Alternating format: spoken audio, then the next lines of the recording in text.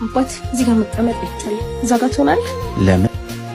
ስለማይቻል እዛ ጋር ሆነ። አንተን መጻፍ ውስጡን አይተው ልጠቀም አይደል እንደ መጣሁት። እዚህ ጋር ሆነ መጠቀም አትችልም። ወይም ቴካዌ ሰርተህ ይዘህ መሄድ ትችላለህ። እነዚህ ለማኞች ደግሞ 50 እና 100 ብር እያያዙ ሁሌ ያስቸግሩናል። ብቻ ባለባበሴ እንዳይሆን እንደዚህ የምትይኝ ስባተ ላይ አይደለም የኔው ጠላት አብርሽ። ምንድነው እየሆነ ያለው ነገር? አብርሽ ታውቂ የለ እዚህ ለብሰህ ስትመጣ እኮ የመሰልካት። በቃ ሰውን ባለባበስ በዚህ ልክ መገመት ተገቢ አይደለም። ለማንኛውም አለባበሴ ስለማይመጥን ብሄድ ይሻላል። ደህና ሁኑ። ያበቃል።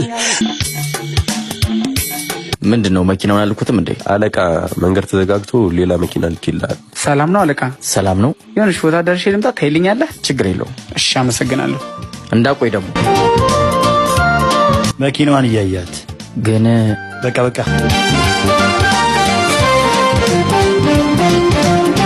ሄሎ አለቃ። ሄሎ የቱ ጋር ኖት? መኪናው ጋር ነኝ። ና ውጪ። አተ የድርጅቱን አለቃ አይተኸው እንዴ? ምን ይዘጋል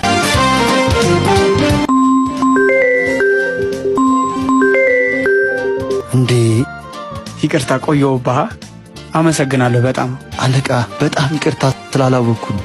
አየህ አንተ ይቅርታ ውስጥ አሁንም አለማወቅነት አለ። ሰውን የምታከብረው በሰውነቱ ነው እንጂ ያለበትን ደረጃ መሰረት አድርጋ አይደል። ለማንኛውም ይሄ 20 ብር ይጠቅማል። ያዘው። ቁልፉን ስጠኝ። የተለመደው ካፌ እንገናኝ ብሎኝ ወደዛ እየሄድኩ ነው።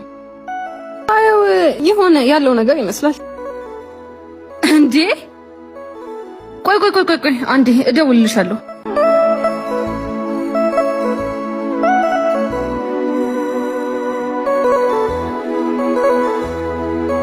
ሄሎ የት ነህ? እዚህ እኮ የማየን ዕቃ እያደረስኩላት። አስጠበቅኩሽ እንዴ? እሺ ቶሎ ና። እሺ መጣሁ። 5 ደቂቃ ብቻ ስጪኝ።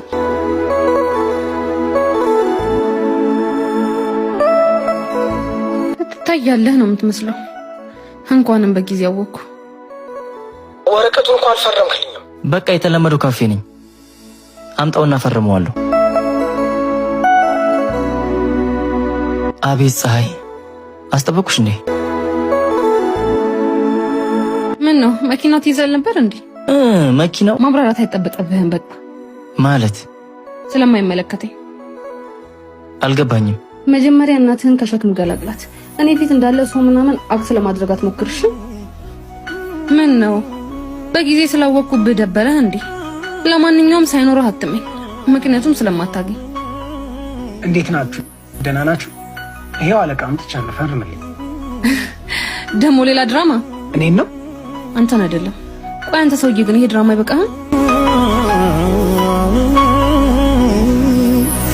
ድራማውን ፈጥረሽ እውነተኛ ማንነትሽን ያጋለጥሽው ራስሽ ነሽ። ማለት እማዬ ትክክለኛ እናቴ ሳይሆኑ ያሳደጉኝ የሰፈር እናቴ ናቸው። መኪና እያሳጠብኩኝ መንገድ ላይ ተሸክመው ሳያቸው እያገዝኳቸው ነበር። ለካ እናቴን የጣለልኝ ትክክለኛ ማንነትሽን ሊያጋልጥልኝ ነው። ኤቢ እንደዛ እኮ አይደለም። በቃ ሌላ ድርሰት ደርሰሽ ልትውኝብኝ እንዳይሆን። ድራማው ተፈጽሟል።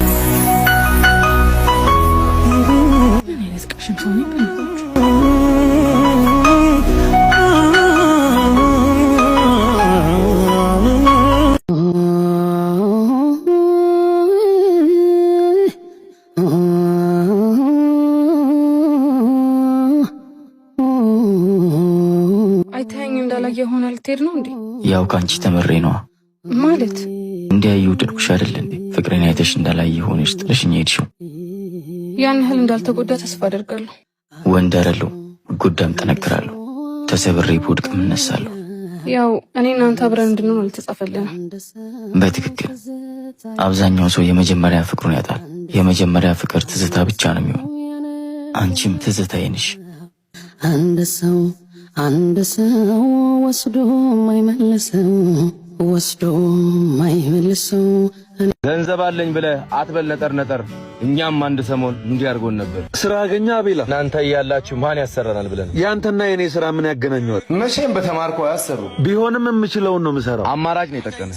ባይሆንማ በተማርከው ማን ይቀጥራል? በተማረ ቢሆንማ የማረግ ተመራቂው አንተ አይደለ? ላንተ ይሆን ነበር። የማትወደውን ስራ ለገንዘብ ብለህ መስራት ደስተኛ ያደርጋል? የምትወደውን እስክትሰራ የምትሰራውን ውደድ ሲባል አልሰማህም? በገንዘቡም በአባባሉም ደህና ላይ ነህ። አንተ ደህና አትመስልም። የማልወደውን እየሰራው ደህና መሆን የከበደኝ መስሎ ነው። እንደ መፍረድ መስራት ቀላል አይደለም። ከአቅሜ በታች የሆነን ስራ ለመስራት ሞራል የለኝም።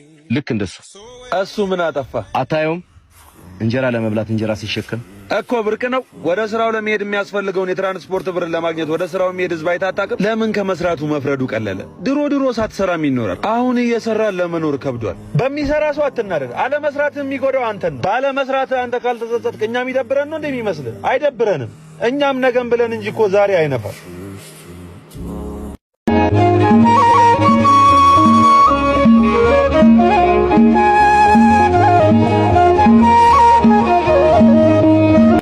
ስማተ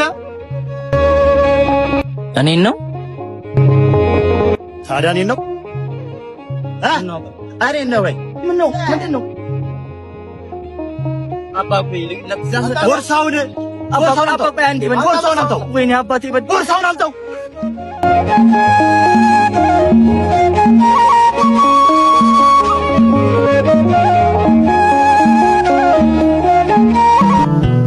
አባ ባይሆን ስለቴን ስጠኝ። ስለቴ እዛ ውስጥ ነው። የምን ስለት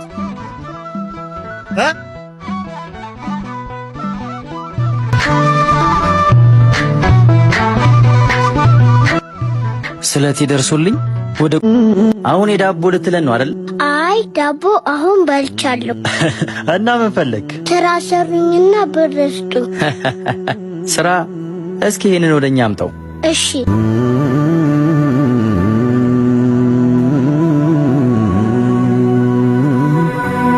በቃ ና ጎበዝ። እሺ ይሄ ምንድነው? የመድኃኒት መግዣ። ማን ታሞብህ ነው አቢ? ታላቅ እህቴ ታማ መድኃኒት የሚገዛበት ብር አጥቼ። ይህንን ቪዲዮ የሰራንበት ምክንያት ከላይ ለምታዩት እህታችን ነው። እህታችን ባጋጠማት ህመም ምክንያት የእኛን እገዛ ትፈልጋለች እና ሁላችንም ከላይ ባስቀመጥንላችሁ አካውንት እንርዳት፣ እናግዛት። ይህም ቪዲዮ ቫይራል እንዲወጣ ሼር፣ ሪፖስት እና ኮፒ ሊንክ በማድረግ ተባበሩ። እናመሰግናለን።